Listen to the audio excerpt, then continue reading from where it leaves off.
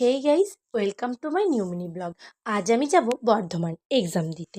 তো সেই জন্যই দেখো এখানে আমি একটা সিম্পল ড্রেস পরে চুলটা বিনুনি করে রেডি হয়ে নিয়েছি।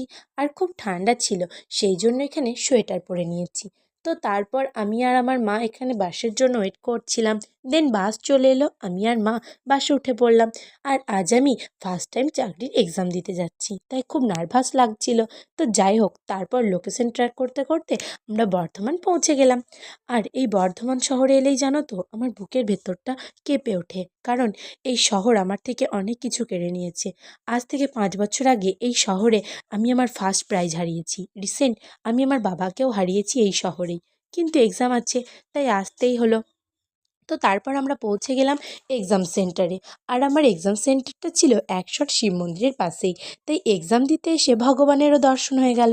আমার পরীক্ষা ছিল থার্ড শিফটে, তাই সেদিন আমরা লাঞ্চটাও মন্দিরের ক্যান্টিনেই করেছিলাম। তারপর এক্সাম সেন্টারে ঢোকার সময় জানো তো সব মেটালগুলো খুলতে হচ্ছিল।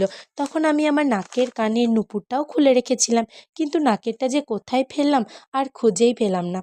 তো যাই হোক, তারপর এক্সাম শেষ হতে অনেকটাই সন্ধে হয়ে গেছিলো। তারপর আমরা ঘুম ঘুম চোখে ট্রেনে করে বাড়ি চলে এলাম। টাটা।